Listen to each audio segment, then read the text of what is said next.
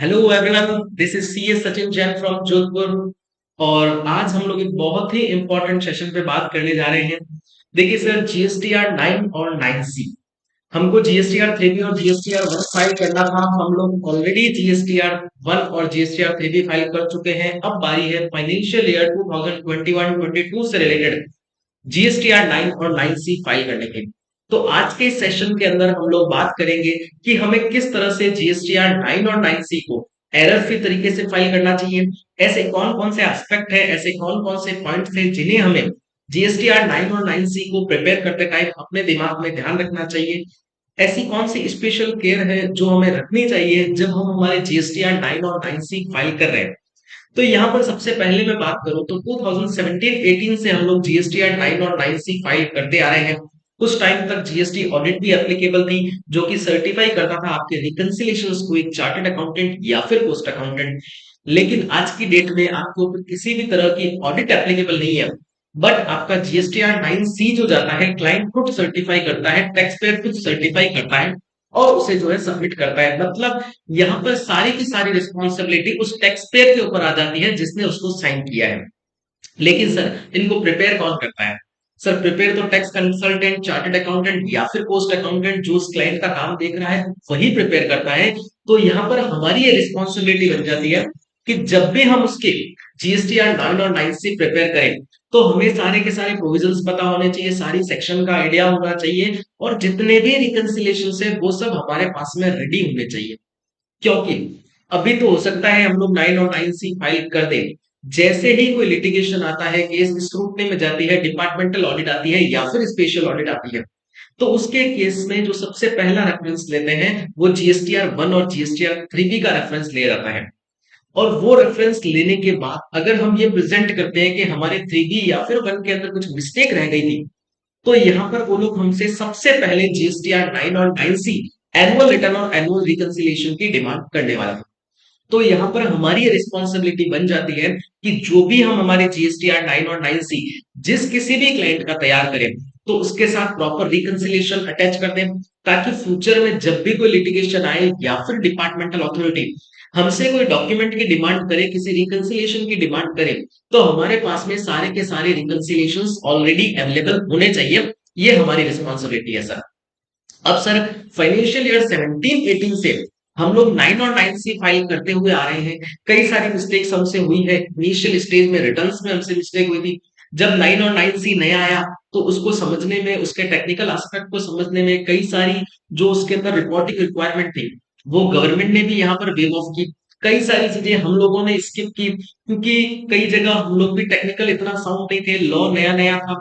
But आज जब हम लोग 21-22 में खड़े हैं, जीएसटी को आए हुए अप्रोक्स 4 साढ़े 4 साल हो गए हैं, तब हमारी ये रिस्पॉन्सिबिलिटी बन जाती है कि हम जो भी रिटर्न फाइल करें वो एकदम प्रॉपर जाना चाहिए। अब तो सर हमारे जीएसटीआर 1 और 3 भी इस तरह से फाइल होने चाहिए कि जब हम हमारा एनुअल रिटर्न फाइल करने बैठे तो हमें केवल क्लाइंट के टेक्निकल एस्पेक्ट देखने पड़े, एलिजिबल इन एलिजिबल आईटीसी को देखना पड़े, उसने प्रॉपर रूल्स के अकॉर्डिंग अगर कुछ आईटीसी का रिवर्सल करना बनता है तो वो किया है या फिर नहीं किया है, वो चीजें हम देखें, न कि हम रिकंसिलिएशन बनाए। ऐसी स्थिति में आज हमें आने की रिक्वायरमेंट है, हमें ऐसी स्थिति में आ जाना चाहिए। लेकिन कई जगह कई सारे रिकंसिलिएशन पेंडिंग है। हमारे जीएसटीआर 3B और जीएसटीआर 1 में डिफरेंस आ रहा है। बुक्स का डेटा देखा जाए कि उसमें भी डिफरेंस आ रहा है। तो उनके रिकंसिलिएशन हम कैसे प्रिपेयर करें, फ्यूचर में हम किस तरह से अलर्ट रहें कि हमारे रिकंसिलिएशन जो हमारे जीएसटीआर 1 और 3B है वो ऑटो रिकंसाइल होकर के ही जाए। किस तरह से हमारे बुक्स का डेटा हमारे जीएसटीआर 3B जीएसटीआर 1 के डेटा से मैच करें। क्योंकि अगर जीएसटीआर 1 जीएसटीआर 3B और बुक्स का डेटा मैच हो गया तो हमें एनुअल रिटर्न के अंदर कोई भी रिकंसिलिएशन बनाने में कोई भी दिक्कत नहीं आने वाली है। यहाँ पर केवल हमें क्लाइंट के टेक्निकल एस्पेक्ट को चेक करना पड़ेगा कि उसने जो आईटीसी क्लेम की है वो प्रॉपर है या फिर नहीं है, जो आउटपुट टैक्स लायबिलिटी को पे कर रहा है वो बराबर है या फिर नहीं। केवल ये चीजें हमें चेक करनी रहेगी।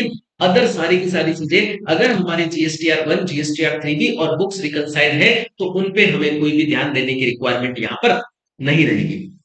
तो सर, आज के सेशन के अंदर तो हम लोग देखेंगे कि जीएसटीआर 9 और 9C को किस तरह से हम फाइल कर सकते हैं, कौन कौन से प्रैक्टिकल एस्पेक्ट हैं जो हमें जीएसटीआर 9 और 9C को फाइल करते टाइम ध्यान में रखने हैं, कौन से ऐसे चीजें हैं जो हमें ध्यान में रखनी है, जिससे हम एरर फ्री हमारा जीएसटीआर 9 और 9C फाइल कर सकें।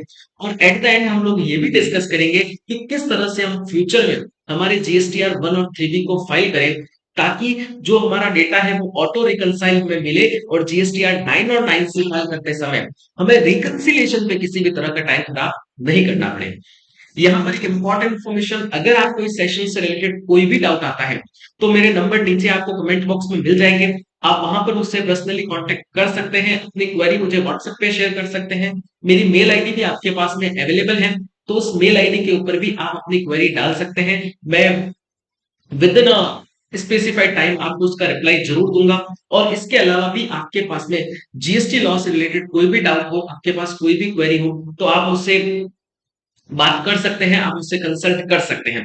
तो आइए सर, अभी हम लोग स्टार्ट करते हैं जीएसटीआर 9 और 9C। सबसे पहले अगर मैं बात करूं जीएसटीआर 9 की, तो वो है एनुअल रिटर्न। सर ये एप्लीकेबल किसके ऊपर है? जिसका टर्नओवर 2 करोड़ उससे ज्यादा है, उस क्लाइंट के ऊपर एनुअल टर्नओवर अगर आपका 2 करोड़ उससे ज्यादा है, तो उस केस में आपके ऊपर जीएसटीआर 9 एप्लीकेबल हो जाएगा। अब सर जीएसटीआर 9 हमको फाइल करना है, तो सबसे पहला क्वेश्चन आता है कि इसके साथ हमें कोई अटैचमेंट अटैच करना है क्या? तो जीएसटीआर 9 के साथ आपको कोई भी अटैचमेंट नहीं जाने वाला है। सेकंड क्वेश्चन यहाँ पर ये निकल करके आता है कि अगर मेरा टर्नओवर 2 करोड़ से कम है, तो भी क्या उस स्थिति में मुझे जीएसटीआर 9 फाइल करना है क्या? तो सर मेरा ओपिनियन आपको ये जाने वाला है कि आपको अपना जीएसटीआर 9 फाइल कर देना चाहिए। अगर कुछ रिकंसिलिएशन आपका पेंडिंग है, तो उस केस में जीएसटीआर 9 में उसको रिकंसाइल करके हम लोग प्रोवाइड कर सकते हैं। क्योंकि जो जीएसटीआर 9 की ड्यू डेट है, वो हमारे जो अकाउंट्स है वो फाइनलाइज हो जाएंगे उसके बाद ही आती है। अगर अपने ऊपर ऑडिट एप्लीकेबल है, तो ऑडिट की डेट के बाद ही जीएसटीआर 9 की डेट आती है। तो जब हमने ऑडिट के अंदर हमारा डेटा लॉक कर दिया है, सारे के सारे इनपुट आउटपुट लॉक कर दिए हैं, सारे फिगर्स हमने इनकम टैक्स डिपार्टमेंट को दे दिए हैं, तो अब अगर हमारे ऊपर जीएसटीआर 9 एप्लीकेबल नहीं भी है, फिर भी अगर हम अपने क्लाइंट का जीएसटीआर 9 फाइल कर देते हैं, तो यहाँ पर डेटा प्रॉपर्ली मैच हो जाएगा। कभी कोई लिटिगेशन हुआ फ्यूचर में, तो हमारे पास में सारे के सारे रिकंसिलिएशंस अवेलेबल होंगे, तैयार होंगे। और एटलीस्ट अगर हम लोग जीएसटीआर 9 फाइल नहीं कर रहे हैं, तो हमें हमारे रिकंसिलिएशन बना करके तो तैयार रख लेने चाहिए, चाहे हमारे ऊपर जीएसटीआर 9 एप्लीकेबल नहीं है, ताकि उससे हमारे क्लास में क्लाइंट की एक फेयर पोजीशन हमारे हाथ में आ जाएगी। और उस फेयर पोजीशन के आधार पर अगर हमें कुछ एडजस्टमेंट करने हैं, तो वो भी हम कर पाएंगे। इसके अलावा एक इंपॉर्टेंट इंफॉर्मेशन मैं आपके साथ शेयर कर दूं। हाल ही में बजट के अंदर हमारे पास में पहले क्या होता था कि अगर मुझे फाइनेंशियल ईयर 21-22 के रिटर्न्स रिलेटेड कोई अमेंडमेंट करना है, कोई चेंजेस करवाना है, तो मेरे पास में जो ड्यू डेट थी वो थी सितंबर मंथ के रिटर्न की ड्यू डेट और annual return whichever is earlier. तो यहाँ पर सितंबर मंथ के रिटर्न की ड्यू डेट मतलब 20 अक्टूबर तक का टाइम मुझे मिलता था। लेकिन इस बजट के अंदर ये कुछ अमेंडमेंट लेकर के आए और उन्होंने यहाँ पर बोला कि अगर आपको फाइनेंशियल ईयर 21-22 के रिटर्न से रिलेटेड कोई भी चेंजेस करने हैं, तो अब आपके पास में टाइम पड़ा है 30 नवंबर तक। 30 नवंबर तक जाकर के आप क्या कर सकते हो, अपने जीएसटी के रिटर्न्स जो कि फाइनेंशियल ईयर 21-22 से रिलेटेड है, उनमें आप चेंजेस कर सकते हो। तो सावधान, अगर फाइनेंशियल ईयर 21-22 के किसी भी आपके क्लाइंट के रिटर्न के अंदर कोई भी एडजस्टमेंट, कोई भी अमेंडमेंट पेंडिंग है, तो आज ही आप अपने क्लाइंट्स का डेटा रिकंसाइल कर ले। चाहे आप एनुअल रिटर्न सितंबर अक्टूबर मंथ के रिटर्न को फाइल करने के बाद फाइल करें या प्रिपेयर करें, पर आप रिकंसिलिएशन आज कर ले, ताकि अगर हमें वहां पर कुछ अमेंडमेंट करना है, हमारी आईटीसी में कुछ चेंजेस करना है, हमारी आउटवर्ड सप्लाई के अंदर कुछ चेंजेस करना है, तो उस केस में हमारे पास में ये लास्ट ऑप्शन है, जिसके अंदर हम फाइनेंशियल ईयर 21-22 से रिलेटेड जो भी एडजस्टमेंट है वो 30 नवंबर तक कर सकते हैं। अब यहाँ पर टाइमलाइन 30 नवंबर है, लेकिन अक्टूबर मंथ का रिटर्न फाइल करने की हमारे पास में जो जीएसटीआर 3B की ड्यू डेट है वो 20 ऑफ नवंबर ही है। तो अगर हम हमारा रिटर्न टाइम पे फाइल करते हैं, मतलब अगर हम हमारा रिटर्न 20 नवंबर को फाइल करते हैं, तो उस केस में हमारे पास में 20 नवंबर तक का टाइम है, जब तक जाकर के हम फाइनेंशियल ईयर 21-22 से रिलेटेड अगर हमें कोई भी अमेंडमेंट करने हैं, कोई भी एडजस्टमेंट करने हैं, तो हम कर सकते हैं। और आउटवर्ड सप्लाई से रिलेटेड अगर करना है और अगर हम लोग रिटर्न को टाइमली फाइल कर रहे हैं, तो उस केस में 11 ऑफ नवंबर हमारे पास में ड्यू डेट है। तब तक हम जाकर के हमारी जीएसटीआर 1 मतलब हमारी आउटवर्ड सप्लाई से रिलेटेड कोई भी चेंजेस अगर हमें करने हैं, तो वहां पर हम कर सकते हैं। ये तो हुई बात कि सर हमें जो चेंजेस करने हैं, अमेंडमेंट करना है, उसके लिए हमें एक्सटेंडेड टाइम पीरियड मिल गया। अब हम लोग 30 नवंबर तक जा चुके हैं, कोई भी चेंजेस फाइनेंशियल ईयर 21-22 से रिलेटेड यहाँ पर कर सकते हैं। सर आज का जो टॉपिक है जिसके लिए हमने ये सेशन शेड्यूल किया है, जो कि अभी हमें फाइल करना है, अभी सबसे ज्यादा इंपॉर्टेंट उसकी ड्यू डेट है, क्योंकि सारी ड्यू डेट इनकम टैक्स की ऑडिट हो गई, इनकम टैक्स के रिटर्न जा रहे हैं, टीडीएस के रिटर्न चले जाएंगे, एमसीए पोर्टल की कंप्लायंसेस की भी ड्यू डेट कंप्लीट होने जा रही है। अब जो हमारे पास में ड्यू डेट आ रही है वो है जीएसटीआर 9 और 9C।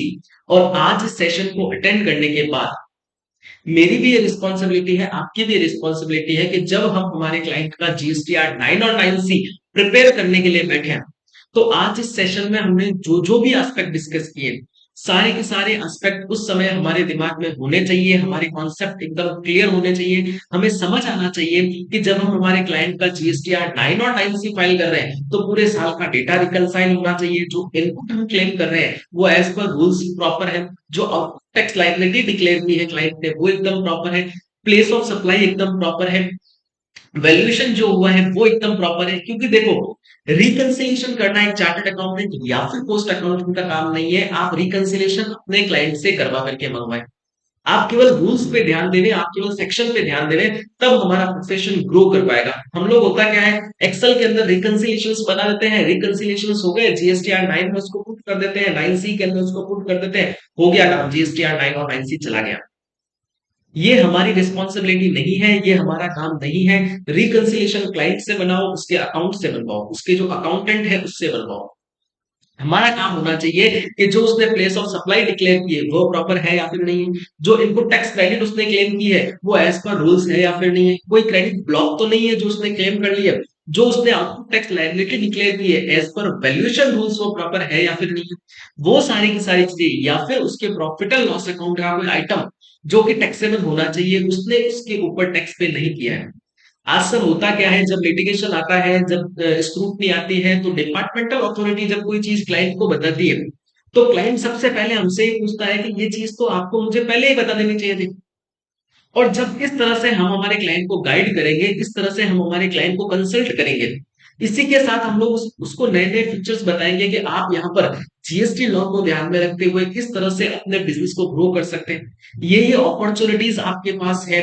जब हम लोग कंसल्टिंग वाले स्टेज पे आ जाएंगे, उस केस में हमारा प्रोफेशन बहुत अच्छे से ग्रो कर पाएगा, क्योंकि हम लोग एज अ कंसल्टेंट काम करते हैं, न कि एज अ अकाउंटेंट। जो एक्सेल प्रिपेयर करना, रिकंसिलिएशन करना, ये सब लेबर वाले काम है, जो अकाउंटेंट लोग हैं वो है ही वहां पर इसलिए कि वो ये वाला काम करेंगे। हमारा काम है रिकंसिलिएशन चेक किया, उसके बाद में सेक्शन रिलेटेड, रूल्स रिलेटेड जो एस्पेक्ट है उनके ऊपर डिस्कस करना और इससे रिलेटेड एस्पेक्ट्स हमारे क्लाइंट्स को बताना।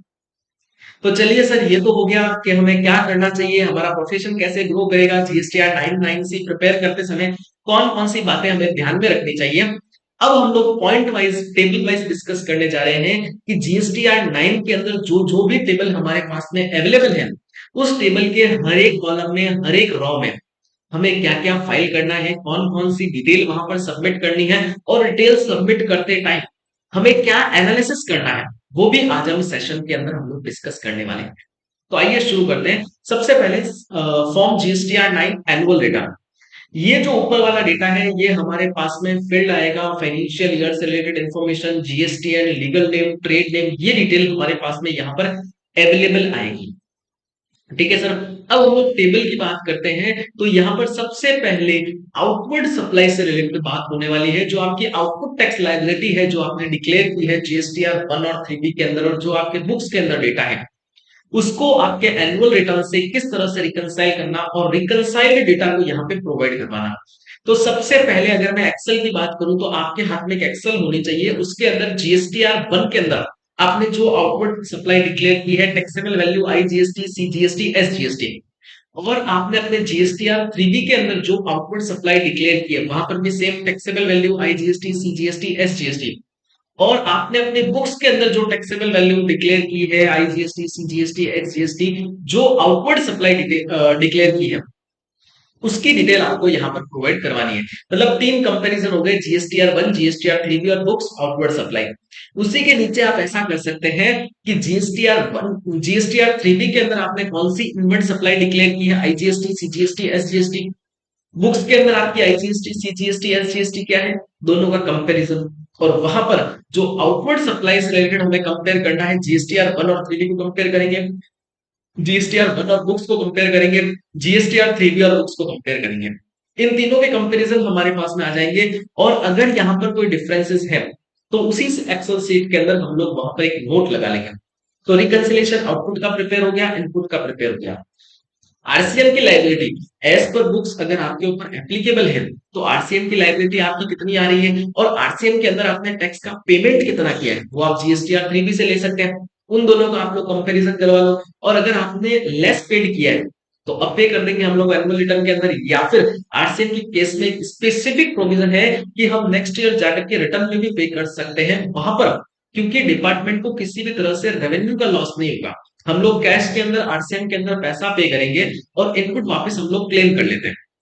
तो इंटरेस्ट का तो क्वेश्चन यहाँ पर रेज नहीं होता है। तो नेक्स्ट ईयर के रिटर्न के अंदर भी हम जाकर के आरसीएम को डिक्लेयर कर सकते हैं, और हम लोग एनुअल रिटर्न में भी आरसीएम को डिक्लेयर कर सकते हैं अगर हमने लेस आरसीएम पे किया है तो।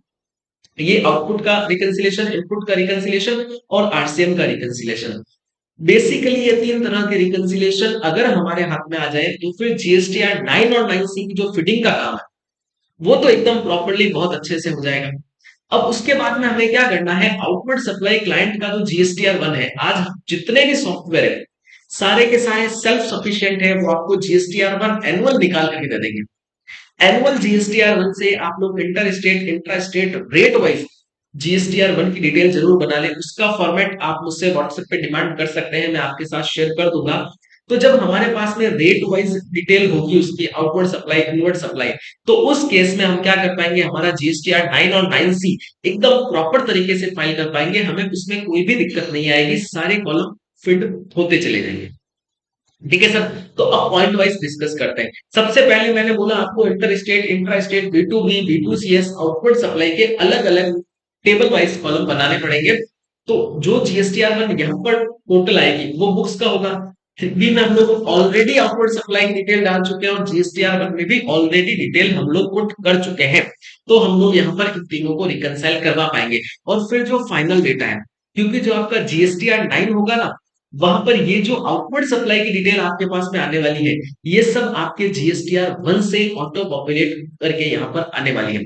और जब भी आप रिटर्न को इसको फाइल करें तो आपको एक बात बहुत खास तरीके से ध्यान देनी है कि यहाँ पर जो डिटेल आएगी ना, वो कई बार मिस्टेक, गलत डिटेल भी उठा लेता है, जो आपके जीएसटीआर 1 में नहीं है वो वाले फिगर भी यहाँ पर लेकर के आ जाएगा, या फिर कुछ फिगर जो आपके जीएसटीआर 1 में है वो यहाँ पर लाने से स्किप कर देगा।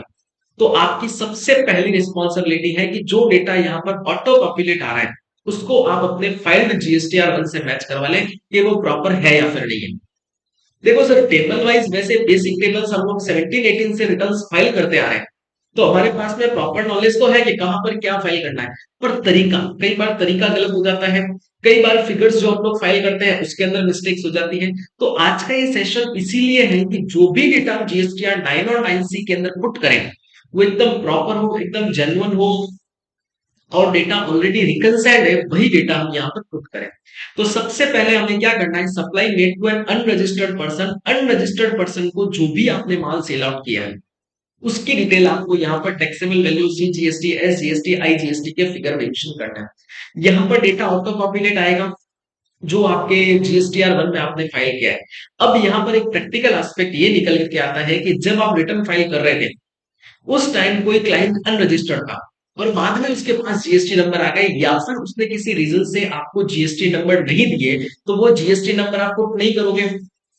जब वो जीएसटी नंबर पुट नहीं करोगे तो जीएसटीआर में हो सकता है आपने अनरजिस्टर्ड सेल्स चढ़ा दी हो, और जब आपका रिटर्न फाइल हो गया उसके बाद में आपको पता चला कि ये बंदा तो रजिस्टर्ड हो गया है, आपने उसके रजिस्टर्ड जो नंबर है हो सकता है जीएसटी पोर्टल के ऊपर डलवा भी दिए, लेकिन आपके बुक्स के अंदर अभी भी वो बंदा अनरजिस्टर्ड हो, या फिर आपने उसे जीएसटी पोर्टल पे नहीं डलवाया, आपके बुक्स के अंदर वो रजिस्टर्ड हो गया है लेकिन जीएसटी में वो अनरजिस्टर्ड है, और जो टोटल है रजिस्टर्ड और अनरजिस्टर्ड सेल्स की वो दोनों मैच हो रही है, बट उन दोनों के अंदर क्या डिफरेंस आ रहा है, बुक्स में अनरजिस्टर्ड अलग है, रजिस्टर्ड अलग है, और जीएसटी पोर्टल पे रजिस्टर्ड अलग है, अनरजिस्टर्ड अलग है, और अगर टोटल किया जाए तो दोनों में सेम है। तो उस केस में आपको क्या करना है, जो आपके बुक्स के अंदर डेटा आ रहा है, जो आपके बुक्स के अंदर सेल आ रही है अनरजिस्टर्ड पर्सन की, वो वाली सेल्स यहाँ पर डालनी है। और जो आपके बुक्स के अंदर रजिस्टर्ड पर्सन की सेल्स आ रही है, वो वाली सेल्स आपको यहाँ पर, तो उससे होगा क्या, ये जो डेटा है ऑटो बुक से रिकंसाइल हो जाएगा। और ऑलरेडी जो कि आपकी जो टोटल सेल्स है, वो ऑलरेडी आपके बुक्स और जीएसटीआर 1 वाली मैच है, तो यहाँ पर कोई इफेक्ट पड़ने वाला नहीं है। तो इस सिचुएशन में आपको आपके अनरजिस्टर्ड की सेल्स एज पर बुक्स जो है यहाँ पर पुट करनी है, आपके रजिस्टर्ड पर्सन की सेल जो है वो यहाँ पर आपको पुट करनी है। उसके बाद में supply, zero rated supply on payment of tax. अगर आपने कोई एक्सपोर्ट किया है और आपने आईजीएसटी के पेमेंट के साथ में अगर एक्सपोर्ट किया है, तो उसकी डिटेल आपको यहां पर मेंशन करनी पड़ेगी कि मैंने कितने पैसे का एक्सपोर्ट किया है। आउट ऑफ इंडिया अगर आपने कोई माल भेजा है, तो उसकी डिटेल यहां पर आ जाएगी। तो सबसे पहले अनरजिस्टर्ड और रजिस्टर्ड जो आपके जीएसटीआर 1 में है, वो यहां पर आप पुट करोगे। लेकिन अगर आपके बुक्स के और जीएसटीआर 1 का डेटा मैच है, लेकिन अनरजिस्टर्ड और रजिस्टर्ड आपस में डिफरेंस है, तो उस केस में जो आपके बुक्स का डेटा है, जो आपका फाइनल फिगर है, बुक्स के अंदर जो बंदा अनरजिस्टर्ड है और जो बंदा रजिस्टर्ड है, वो वाली वैल्यू यहां पर आप पुट करोगे, ताकि आपकी बुक्स और आपका जीएसटीआर 9 एकदम मैच में चला रहे। ओके, हो सकता है आपने अमेंडमेंट नेक्स्ट मंथ में किए हो, वो नेक्स्ट मंथ के जो अमेंडमेंट्स है वो उस जीएसटीआर 1 में रिफ्लेक्ट नहीं हो रहे हो, इस वजह से भी यहाँ पर डिफरेंस आएगा। तो आपको क्या करना है, बुक्स के रजिस्टर्ड अनरजिस्टर्ड को यहाँ पर प्लेस करना है, अगर आपका बुक्स और जीएसटीआर 1 मैच है इन टोटल। अगर आपका जीएसटीआर 1 और बुक्स मैच नहीं है, तो उस केस में जो जीएसटीआर 1 का डेटा है वही आपका यहाँ पर आने वाला है। तो नेसेसरी एडजस्टमेंट हम लोग नीचे वाले टेबल्स के अंदर सीखेंगे कि वहां पर हमें कौन से एडजस्टमेंट डालना है। तो रजिस्टर्ड अनरजिस्टर्ड डन हुआ। Zero rated supply of payment of tax, जो भी आपने एक्सपोर्ट किया है उसकी डिटेल यहाँ पर चली जाएगी। उसके बाद में supply SEZ unit on payment of tax, अगर आपने स्पेशल इकोनॉमिक जोन को कोई गुड्स की कोई सर्विसेज की सप्लाई की है और वो सप्लाई आपने विद पेमेंट ऑफ टैक्स की है और फिर आप उसका रिफंड क्लेम कर रहे हो, तो उस केस में यहाँ पर उसकी डिटेल आपको इस कॉलम के अंदर मेंशन करनी है। वैसे देखा जाए तो एसईजेड और ये एक्सपोर्ट ओरिएंटेड यूनिट है, इनका काम थोड़ा सा कम देखने को मिलता है, या फिर राजस्थान के अंदर थोड़ा सा कम है इन चीजों का काम। अगर आप अदर स्टेट से डील कर रहे हो, तो उस केस में आपके पास में इनके क्लाइंट हो सकते हैं और आपको यहाँ पर उसकी डिटेल फीड करनी होगी। उसके बाद में अगर आपने कोई डीम्ड एक्सपोर्ट किया है, मतलब अगर आपने एडवांस ऑथराइजेशन के अंदर कोई एक्सपोर्ट किया है या फिर आपने एक्सपोर्ट ओरिएंटेड यूनिट को कोई एक्सपोर्ट किया है, तो उस केस में उसे डीम्ड एक्सपोर्ट माना जाता है। और डीम्ड एक्सपोर्ट से रिलेटेड जो रिक्वायर्ड डॉक्यूमेंट्स हैं, जब भी आप कोई डीम्ड एक्सपोर्ट करते हो, तो उस केस में जो डीम्ड एक्सपोर्ट से रिलेटेड जो भी आपके डॉक्यूमेंट्स है, वो सब आपके पास में प्रॉपरली प्लेस्ड होने चाहिए। सारे डॉक्यूमेंट्स आपके पास में रेडी होने चाहिए। आपको डिपार्टमेंटल अथॉरिटी को भी डीम्ड एक्सपोर्ट के रिगार्डिंग इंटीमेशन देनी होती है, वो इंटीमेशन भी आपने दे दी हो। ये सारी चीजें भी आपको कंफर्म करनी है जब आप अपने क्लाइंट का जीएसटीआर 9 फाइल कर रहे हैं। और उस केस में अगर उसके डीम्ड एक्सपोर्ट की कोई सेल्स है, तो जैसे ही ये फिगर हमारे पास में आता है, हमें इससे रिलेटेड सारे के सारे जो डॉक्यूमेंट्स है वो चेक कर लेने चाहिए। कई बार क्या होता है, डीम्ड एक्सपोर्ट कर तो देते हैं, लेकिन जो उससे रिलेटेड डॉक्यूमेंट्स है वो डिपार्टमेंटल अथॉरिटी को सबमिट करना रह जाता है, या फिर हमें जो सप्लायर से प्रॉपर डॉक्यूमेंट लेने हैं वो डॉक्यूमेंट हम लोग नहीं ले पाते हैं, या फिर रिसिपिएंट से जो डॉक्यूमेंट लेने हैं वो डॉक्यूमेंट हम लोग नहीं ले पाते हैं, तो लिटिगेशन के टाइम पे दिक्कत आती है। इसलिए जब हम लोग एनुअल रिटर्न प्रिपेयर कर रहे हैं, तो अगर डीम्ड एक्सपोर्ट एप्लीकेबल है, तो हमें उससे रिलेटेड जो भी रिलेवेंट डॉक्यूमेंट है यहाँ पर कलेक्ट कर लेने चाहिए। उसके बाद में है advances on which tax is paid but invoices has not been issued. अगर सर आपने कोई एडवांसेस रिसीव कर लिया है सर्विसेज का, सर्विसेज से रिलेटेड अगर आपके पास में कोई एडवांस आ जाता है, तो उस केस में आपको उस एडवांस के ऊपर टैक्स पे करना होगा। आप टैक्स पे करने के लिए लायबल हो जाएंगे। तो यहाँ पर आपने टैक्स का पेमेंट कर दिया होगा, लेकिन अगर आपने इनवॉइस इशू नहीं की है, तो वो डिटेल आपको यहाँ पर मेंशन करनी पड़ेगी। क्योंकि अगर आपने इनवॉइस इशू कर दी होती, तो वो registered supply, unregistered supply, export किसी ने अंदर को चला जाता। लेकिन आपने एडवांस जो रिसिप्ट हुआ है आपका अमाउंट, उससे रिलेटेड अगर आपने इनवॉइस इशू नहीं की है, लेकिन एडवांस जब आपको रिसीव हुआ और सर्विसेज के केस के अंदर चूंकि एडवांसेस के ऊपर जीएसटी एप्लीकेबल है, तो आपको वो वाला फिगर यहाँ पर मेंशन करना होगा। नेक्स्ट पॉइंट है हमारे पास में inward supply on which tax is to be paid on reverse charge basis. ऐसी आपने कोई इनवर्ड सप्लाई रिसीव की है जिसके ऊपर आपको आरसीएम बेसिस के ऊपर जीएसटी का पेमेंट करना है। तो उस केस में उससे रिलेटेड जो डिटेल है आपको मेंशन करनी है यहाँ पर।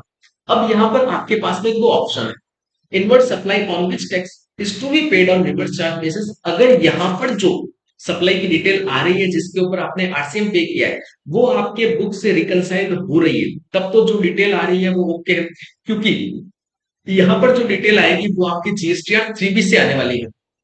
अगर रिकनसाइल्ड है देन ओके, अगर रिकनसाइल्ड नहीं है तो उस केस में आपके पास में फर्स्ट ऑप्शन ये है कि आपकी जो एज पर बुक्स आरसीएम की सप्लाई है वो आप यहां पर मेंशन कर दो।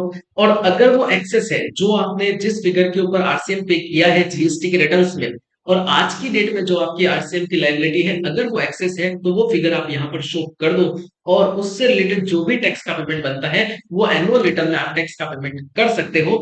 बट यहां पर आपको उससे रिलेटेड जो इनपुट टैक्स क्रेडिट है वो नहीं मिलेगी, क्योंकि जीएसटीआर 9 का जो बेसिक फंडा है यहाँ पर यह है कि अगर आपका कोई इनपुट आपने एक्सेस क्लेम किया है तो आप यहाँ पर रिवर्स कर सकते हो।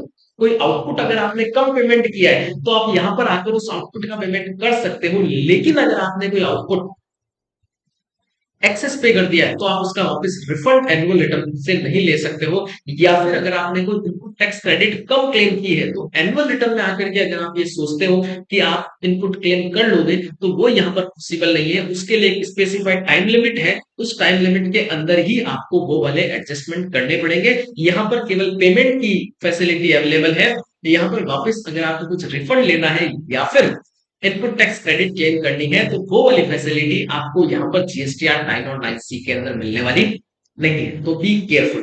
तो जो फर्स्ट ऑप्शन है आरसीएम से रिलेटेड वो हमारे पास में ये वाला अवेलेबल है कि यहाँ पर अगर हमारी बुक्स के अंदर एक्सेस आरसीएम की लायबिलिटी है शो कर दे, टैक्स का पेमेंट कर दे और इनपुट को भूल जाए। जो सेकंड ऑप्शन है वो ये है कि यहाँ पर जो हमारी एज पर जीएसटी के रिटर्न के अंदर गई है वही आरसीएम की लायबिलिटी हम लोग शो करें और जो हमने पेमेंट भी किया है, और जो फर्दर इस फाइनेंशियल ईयर से रिलेटेड कोई आरसीएम बन रहा है जो कि बुक्स के अंदर है लेकिन जीएसटीआर 3B के अंदर आपने उसको डिक्लेयर नहीं किया है, तो आप उसको क्या करोगे नेक्स्ट ईयर के फाइनेंशियल ईयर के कोई भी रिटर्न के साथ में उस आरसीएम का पेमेंट कर ले और इनपुट टैक्स क्रेडिट क्लेम कर ले, क्योंकि यहाँ पर डिपार्टमेंट को किसी भी तरह का रेवेन्यू का लॉस नहीं हो रहा है। हाँ, उसको कैश में पेमेंट नहीं आएगा पर आप आईटीसी भी तो क्लेम नहीं करोगे, एम आई राइट। तो इसलिए दोनों ऑप्शन आपके पास में अवेलेबल है। अगर आप फर्स्ट ऑप्शन के साथ जाते हो तब तो उसके अंदर कोई दिक्कत ही नहीं है, आपने एनुअल रिटर्न में डिक्लेयर किया और उसकी पेमेंट कर दिया, आईटीसी आपको नहीं मिलेगी। लेकिन सेकंड ऑप्शन अगर बड़ा फिगर है तो हम इस ऑप्शन के साथ जा सकते हैं जिसके अंदर हम लोग नेक्स्ट ईयर के किसी भी मंथ के अंदर जाकर के अपना जो है आरसीएम डिक्लेयर करें और इनपुट टैक्स क्रेडिट क्लेम कर ले, तो यहाँ पर इनपुट टैक्स क्रेडिट के लिए हम लोग एलिजिबल हो जाएंगे। इस केस में भी एनुअल रिटर्न में जब हम कोई एडिशनल आरसीएम की लायबिलिटी डिक्लेयर कर रहे हैं तो इंटरेस्ट की रिक्वायरमेंट नहीं है, क्योंकि अगर हमने पेमेंट करते पहले तो हम इनपुट क्लेम कर लेते हैं, आज हम पेमेंट कर रहे हैं तो हम आईटीसी भी क्लेम नहीं कर रहे हैं, तो उस केस में हमारे यहाँ पर इंटरेस्ट की लायबिलिटी आरसीएम के केस में आने वाली नहीं है। उसके बाद में जो नेक्स्ट कॉलम है वो है credit note issued in respect of transaction specified in B2E। जो भी आपके आउटवर्ड सप्लाई से रिलेटेड ट्रांजेक्शन है, चाहे वो रजिस्टर्ड पर्सन की सप्लाई हो, चाहे वो अनरजिस्टर्ड पर्सन की सप्लाई हो, चाहे वो आपकी एक्सपोर्ट ओरिएंटेड यूनिट को सप्लाई हो, चाहे वो आपका डीम्ड एक्सपोर्ट हो, उससे रिलेटेड अगर आपने कोई क्रेडिट नोट इश्यू किया, क्रेडिट नोट कौन इश्यू कर सकता है? Credit note can be issued only by supplier. तो अगर सप्लायर ने कोई क्रेडिट नोट इश्यू किया है तो उससे रिलेटेड अगर उसको सप्लाई को कम करना है, वो क्रेडिट नोट डिस्काउंट से रिलेटेड हो सकता है, वो क्रेडिट नोट रेट डिफरेंस से रिलेटेड हो सकता है, वो क्रेडिट नोट आपके सेल्स रिटर्न से रिलेटेड हो सकता है, या फिर किसी शॉर्टेज से रिलेटेड वो क्रेडिट नोट हो सकता है, तो उस क्रेडिट नोट के फिगर को आपको यहां पर मेंशन करना पड़ेगा।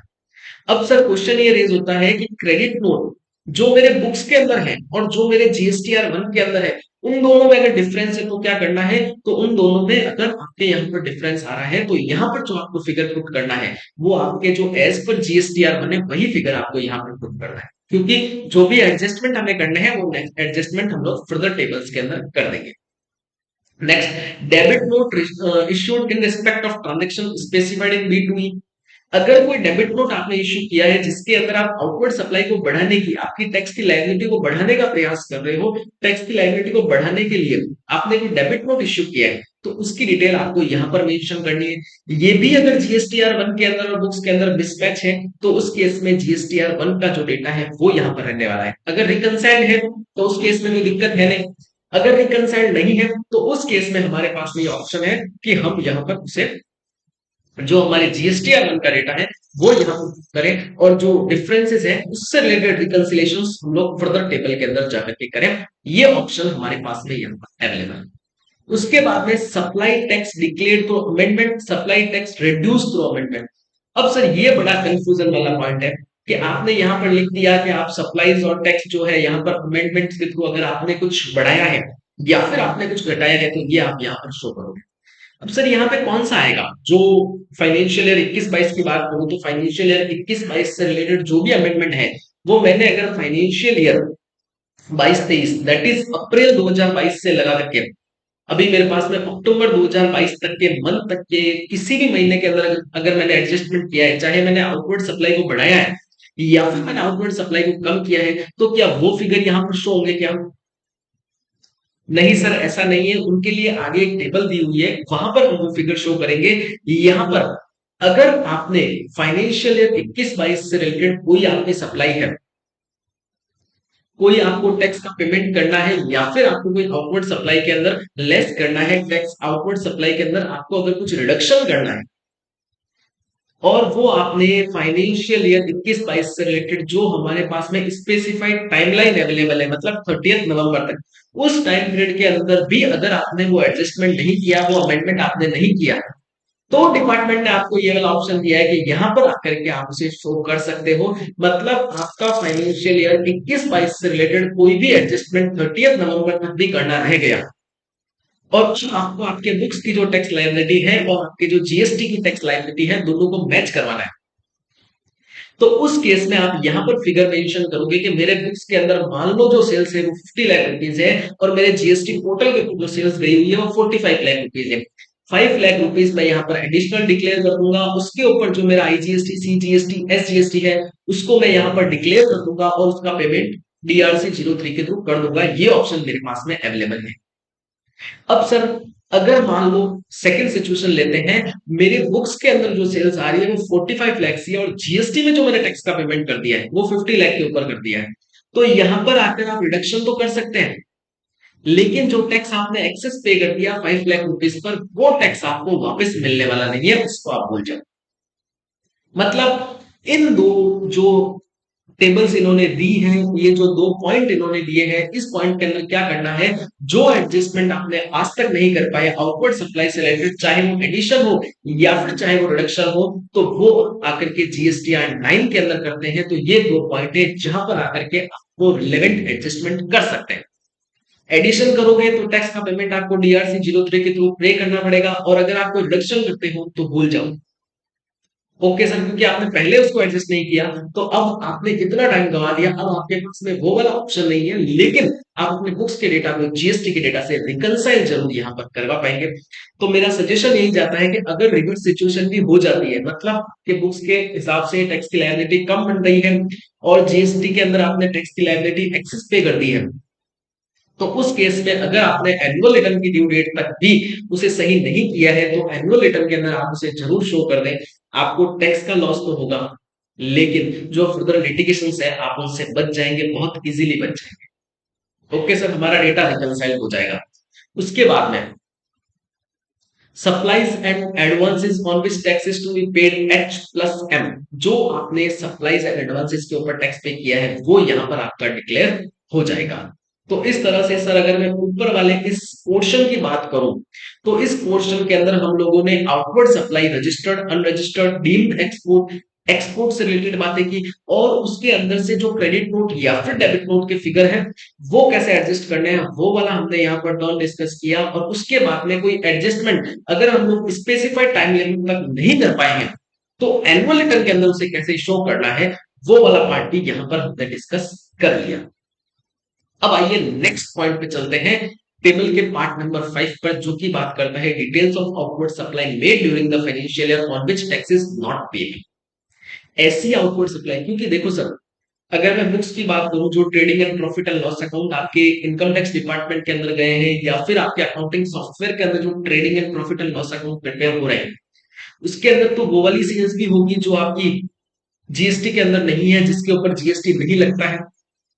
और जब हम लोग हमारे जीएसटीआर 1 और जीएसटीआर 3 भी फाइल करते हैं, तो उस केस में भी हम लोग कुछ नॉन जीएसटी वाली सप्लाई या फिर कोई एक्सपोर्ट जो हम लोग विदाउट पेमेंट ऑफ टैक्स करते हैं, वो वाले फिगर भी तो वहां पर मेंशन करते हैं।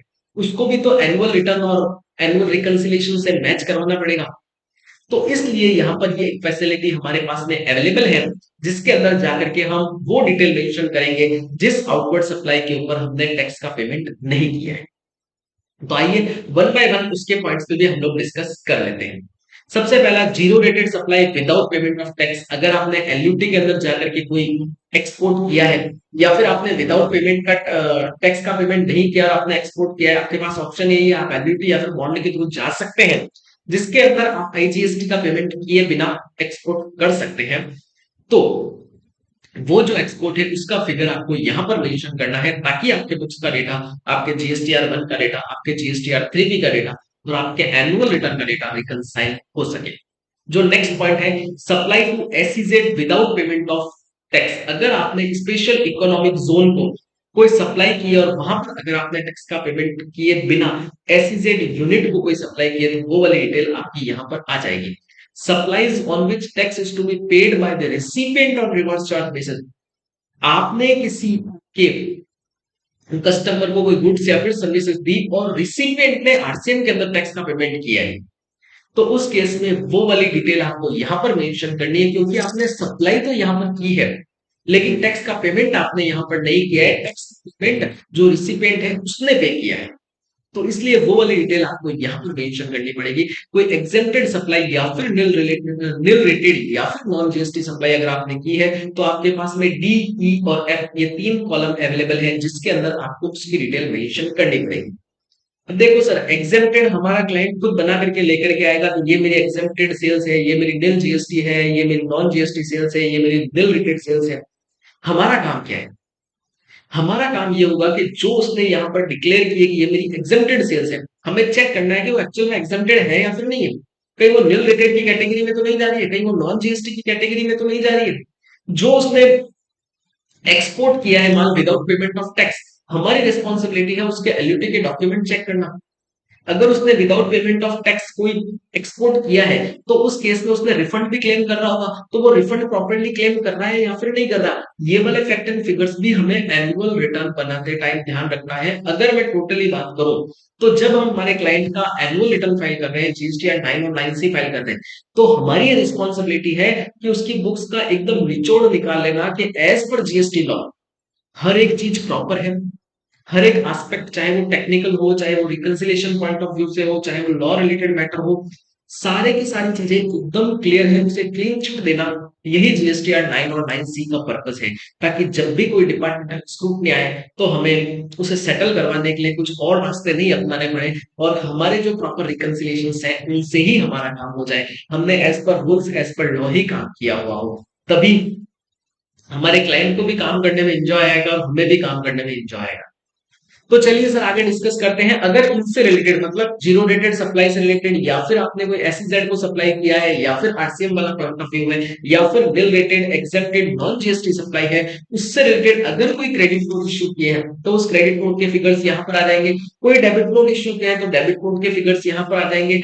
और इनसे रिलेटेड कोई ऐसे एडजस्टमेंट है जो कि आप स्पेसिफाइड टाइमलाइन तक नहीं कर पाए हैं, तो आपके पास में ऑप्शन है कि आप ये जे और के जो टेबल्स हैं, सप्लाईज डिक्लेयर थ्रू अमेंडमेंट्स और सप्लाई रिड्यूस थ्रू अमेंडमेंट, यहां पर आकर के उस सप्लाई को आप डिक्लेयर कर सकते हैं। यहां पर टैक्स पर तो कोई इफेक्ट नहीं आएगा क्योंकि ये टैक्सेबल है ही नहीं, लेकिन टोटल फिगर पर तो इफेक्ट आएगा और फिगर यहां से आपका बुक से रिकंसाइल हो जाएगा। इस पूरे पार्ट के अंदर जो भी इंफॉर्मेशन, जो भी डेटा जाने वाला है, सारा का सारा एज पर आपका जीएसटीआर 1 जाने वाला है। टोटली अगर हम लोग बात करें, तो जो भी आपकी आउटवर्ड सप्लाई है ना, वो पूरी पूरी एज पर जीएसटीआर बन जाने वाली है। लेकिन अगर मैं बात करूं invert supply liable to RCM, वो आपके जीएसटीआर 3 से यहाँ पर ऑटो पॉपुलेट होगी। और जो इंपॉर्टेंट चीज हमें करनी है, जब हम हमारा जीएसटीआर 9 और डॉक्यूमेंट डाउनलोड करते हैं तो उसके सेल्स को, उसकी आउटवर्ड सप्लाई को हमारे जीएसटीआर 1 के आउटवर्ड सप्लाई से रिकंसिलिएशन करवा लेना है, ताकि अगर वहां से कोई फिगर गलत आ रहा है या फिर कोई एरर वाला फिगर आ रहा है तो उसे हम लोग यहाँ पर सही कर सके, ताकि जो हमारे जीएसटीआर 9 के अंदर जीएसटीआर 1 का डेटा शो हो रहा है वो एकदम प्रॉपर हो, ये श्योर हो जाए। ओके सर, तो ये सारी की सारी बात हो गई आउटवर्ड सप्लाई की।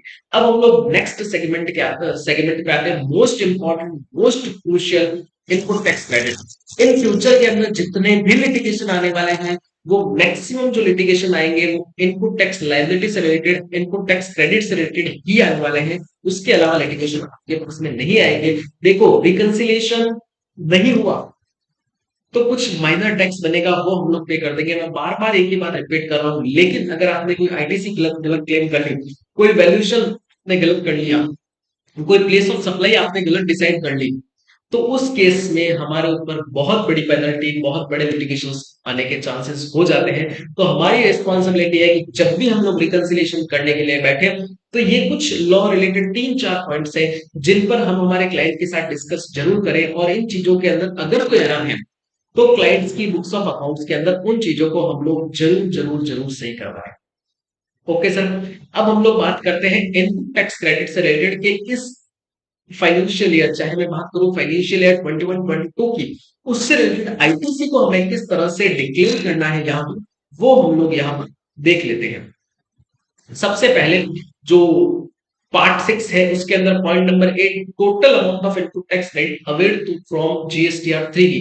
जीएसटीआर 3बी के अंदर आपकी जितनी भी इनपुट आपने क्लेम की है फाइनेंशियल ईयर 21-22 से रिलेटेड, वो सारी आईटीसी आपको यहां पर मिलने वाली है। वो सारी की सारी आईटीसी आपको यहां पर मिलने वाली है। जो भी आपने जीएसटीआर 3बी के अंदर क्लेम किया है वो सारे के सारे फिगर आपको मिल जाएंगे। अब उसको आपको क्या करना है, यहाँ पर इस टेबल के अंदर बाइफरकेट करना है कि मेरा इनपुट इतना है, इनपुट सर्विस इतनी है, कैपिटल गुड्स इतना है, मैंने रजिस्टर्ड पर्सन से ये लिया, मैंने आरसीएम के अंदर इतनी आईटीसी क्लेम की। अब आरसीएम में भी दो मैटर है। एक आरसीएम, अगर आपने कोई अनरजिस्टर्ड पर्सन को सप्लाई किया उस केस में आरसीएम पे किया तो उसके लिए अलग टेबल है। अगर आपने कोई रजिस्टर्ड पर्सन को सप्लाई किया और उस केस में अगर आपने आरसीएम का पेमेंट किया है तो उस केस को अलग शो करना पड़ेगा, उन फिगर्स को अलग शो करना पड़ेगा। तो कई बार होता क्या है, हम रजिस्टर्ड अनरजिस्टर्ड दोनों को मिक्स करके या तो अनरजिस्टर्ड पे शो कर देते हैं या फिर रजिस्टर्ड पे शो कर देते हैं, क्योंकि टोटल आईटीसी का फिगर तो मिल जाएगा, लेकिन क्या वो सही है क्या? तो नहीं, वो बिल्कुल भी सही नहीं है, क्योंकि अगर मैं लॉ के पॉइंट ऑफ व्यू से बात करूं तो जो चीज जहां पे जानी चाहिए, जो चीज जहां पे शो करनी है, हमें वहीं पर ही वो चीज शो करनी है। हम उसे इधर उधर नहीं कर सकते। तो इसलिए जब भी आरसीएम की बात आती है, ये कुछ पॉइंट्स पे मैं ज्यादा जोर इसलिए दे रहा हूं क्योंकि जब लिटिगेशन आता है ना तो ये कुछ पॉइंट सामने आते हैं और इन पे हमने ध्यान दिया हुआ ही नहीं होता है। बेसिकली तो 3 साल हो गए हैं, जीएसटीआर 9 हम लोग 4 साल से फाइल कर रहे हैं, तो प्रॉपर्ली सबको आइडिया है कि कैसे फाइल करना है, कौन से टेबल में कौन सी चीजें डालनी है। बट कुछ माइनर माइनर सी ऐसी मिस्टेक्स है जो हो रही है और उन्हें हमें एकदम एक्यूरेट करना है, सही करना है। जब भी हम जीएसटीआर 9 और 9C फाइल करें तो ये चीजें हमारे ध्यान में होनी चाहिए, ताकि कोई डिपार्टमेंटल अथॉरिटी हमें ये चीजें रेक्टिफाई करवाए उससे पहले हम खुद इन चीजों को रेक्टिफाई कर लें। ओके सर, तो रजिस्टर्ड से रिलेटेड जो आरसीएम है उसको हम लोग अलग शो करेंगे, जो अनरजिस्टर्ड से रिलेटेड आरसीएम है उसे हम लोग अलग शो करेंगे। अभी डिस्कस करते हैं पॉइंट्स। तो सबसे पहले है इनवर्ड सप्लाई। जो भी आपकी इनपुट टैक्स क्रेडिट है इनवर्ड सप्लाई से रिलेटेड, यहाँ पर आप आरसीएम वाले फिगर को निकाल देना। इम्पोर्ट से रिलेटेड जो आपकी कोई आईटीसी है तो उसे निकाल देना। जो आपकी प्योर इनपुट टैक्स क्रेडिट है उसे आप यहाँ पर शो करोगे। अगर वो इनपुट से रिलेटेड है तो आपको यहाँ पर शो करना है, अगर वो कैपिटल गुड से रिलेटेड है तो आपको यहाँ पर शो करना है, अगर वो इनपुट सर्विस से रिलेटेड है तो यहाँ पर शो करना है। अब इनिशियल स्टेज में दिक्कत क्या आई थी सर, ये input capital goods input service को बाइफरकेट कैसे करें? तो सर जो भी आपका अकाउंटिंग सॉफ्टवेयर है ना, उसकी जिसने कॉन्फ़िगरेशन की है, जो ऑनर है उस सॉफ्टवेयर का, आप उससे बात करें। और जब भी आप कोई लेजर क्रिएट करते हैं या फिर आइटम क्रिएट करते हैं तो उस केस में वहां पर एक वो आपसे क्वेश्चन पूछता है कि इनपुट है, इनपुट सर्विस है, कैपिटल गुड्स है। जैसे ही आप वहां पर वो वाला फिगर डाल देते हैं तो उस केस में फ्यूचर में वो ऑटोमेटिकली वहां पर जाएगा और ऐसी रिपोर्ट सॉफ्टवेयर जनरेट करता है जिसके अंदर डिटेल ऑलरेडी बाइफरकेटेड फॉर्म के अंदर आपको अवेलेबल हो जाएगी। तो जो भी आपके यहाँ पे अकाउंट्स का काम देखता है या फिर आपके क्लाइंट के केस में जो अकाउंटेंट है उससे आपको डील करना पड़ेगा, ये उससे आपको डिस्कस करना पड़ेगा कि जब भी तू डेटा एंट्री करे ना, तो ये फिगर्स वहां पर जरूर मेंशन कर दे, ये चीजें वहां पर जरूर स्पेसिफाई कर दे, ताकि हम जब भी हमारा एनुअल रिटर्न फाइल करें या फिर कभी कोई लिटिगेशन आए, स्क्रूटनी आए, तो उस केस में वो जब भी हमसे input input service capital goods का बाइफरकेशन मांगे, या फिर जब हम लोग कोई रिफंड क्लेम करने के लिए एप्लीकेशन लगाए, जब हमको इन चीजों की रिक्वायरमेंट हो, तो हम प्रॉपर वे के अंदर ये सारी की सारी चीजें वहां पर सबमिट कर सके। तो इसके लिए हम उसे गाइड कर सकते हैं ऐसा करने के लिए। तो जो आपकी इनपुट है उसको आपको इनपुट इनपुट सर्विस और कैपिटल गुड्स के अंदर बाइफरकेट करना है यहाँ पर। फिर inward supply received from unregistered person, received from unregistered person liable to reverse charge. तो ऐसी अनरजिस्टर्ड पर्सन वाली जो है वो यहाँ पर आ जाएगी। और आपने अगर इनपुट के ऊपर कैपिटल गुड्स के ऊपर या फिर इनपुट सर्विस के ऊपर पे किया है तो उसकी डिटेल आपको यहाँ पर मेंशन करनी है। उसके बाद में inward supply received from registered person, registered person liable to reverse charge. Registered person से कोई आपने सप्लाई रिसीव की है और उसके ऊपर आरसीएम एप्लीकेबल है, तो उसकी भी इनपुट इनपुट सर्विस और कैपिटल गुड्स की डिटेल आपको यहाँ पर मेंशन करनी है। उसके बाद में अगर आपने कोई गुड्स इंपोर्ट किया है, उसके अंदर अगर आपने कोई एसईजेड से कोई गुड मंगवाया है, तो उस केस में उसकी भी इनपुट और कैपिटल गुड्स का बाइफरकेशन आपको यहाँ पर मेंशन करना पड़ेगा।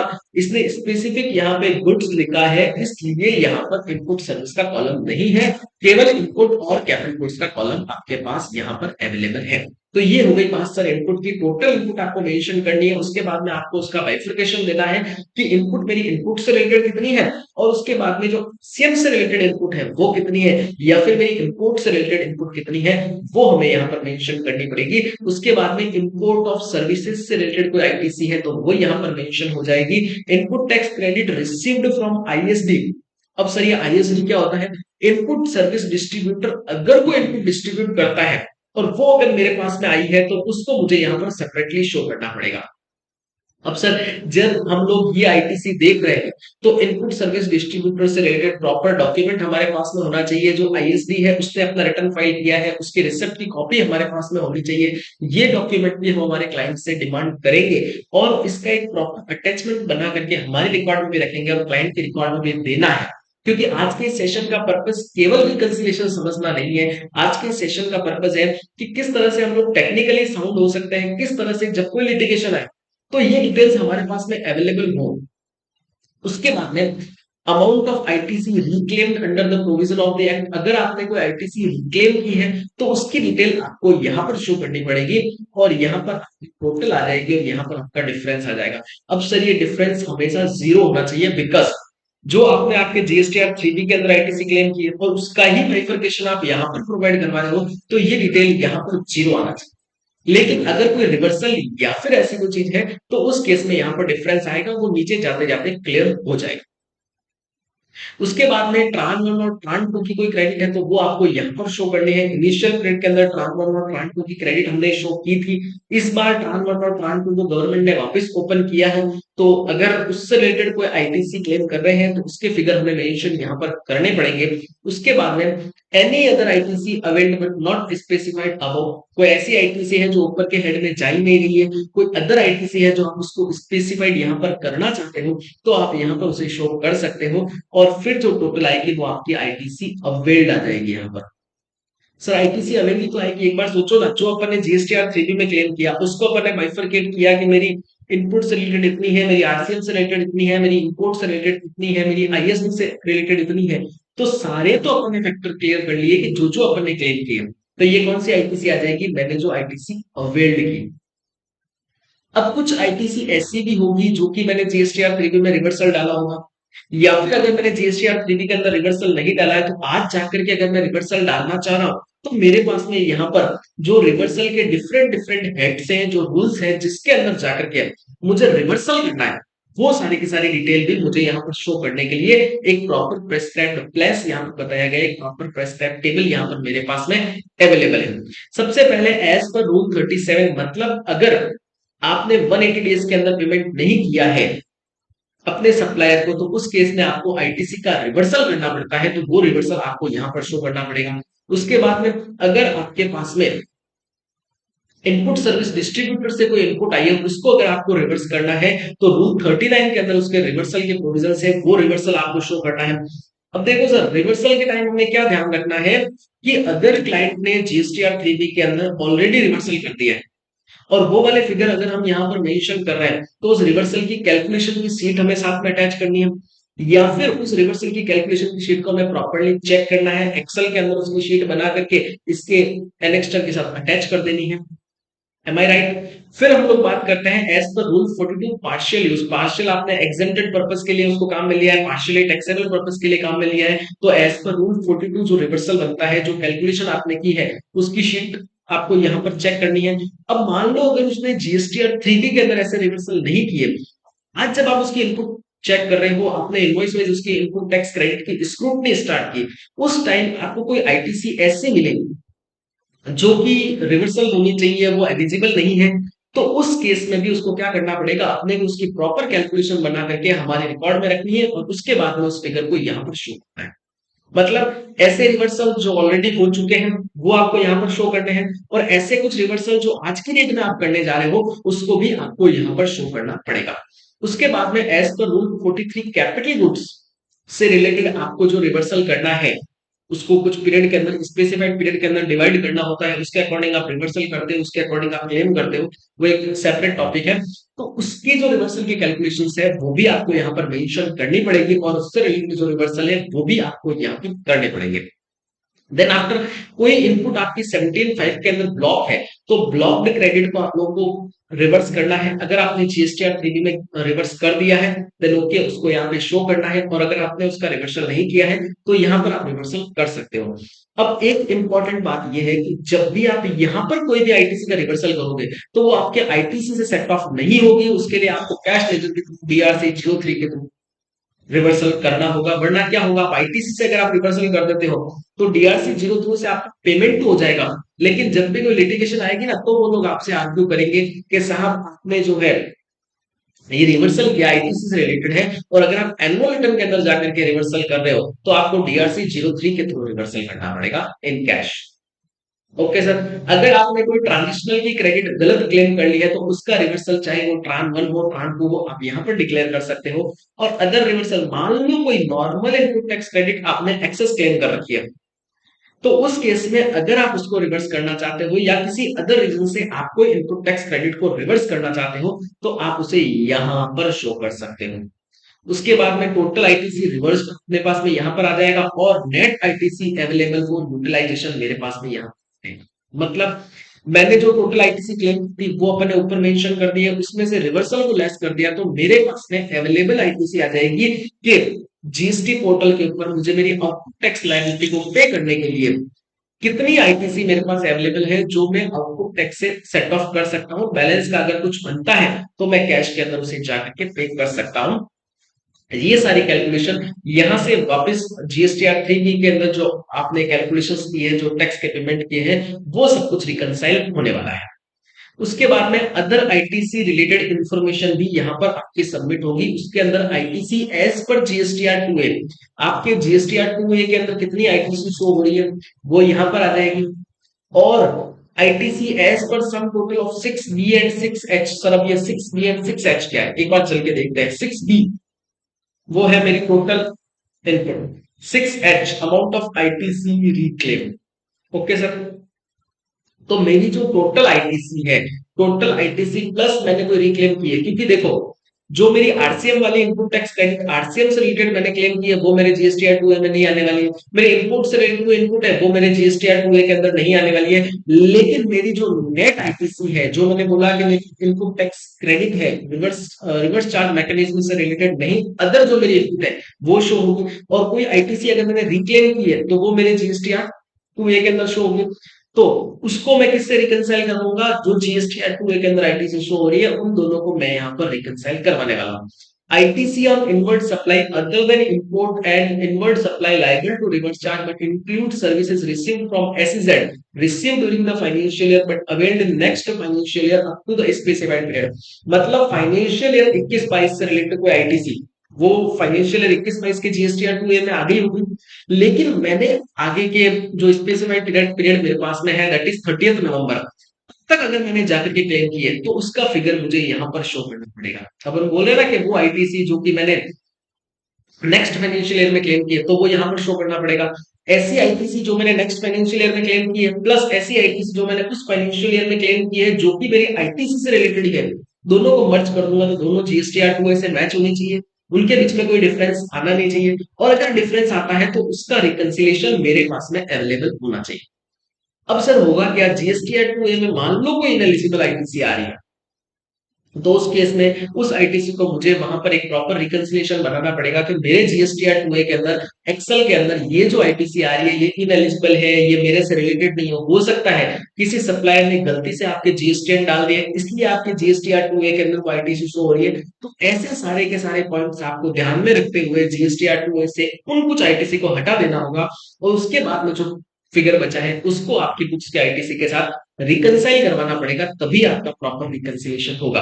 अब उससे रिलेटेड जो डिटेल है ना वो भी अपने से नीचे मांगी गई है। अब यहाँ पर आप इनको कंपेयर करवाओगे जो डिफरेंस आया वो अपने को यहाँ पर शो करना है, वो डिफरेंस यहाँ पर शो हो जाएगा। इसके बाद में क्या करना है, ITC available but not availed, ऐसी कोई आईटीसी जो आपके पास में अवेलेबल थी मतलब आपके जीएसटीआर 2 के अंदर आ रही थी पर आपने उसको अवेल्ड नहीं किया तो वो यहाँ पर शो हो जाएगी।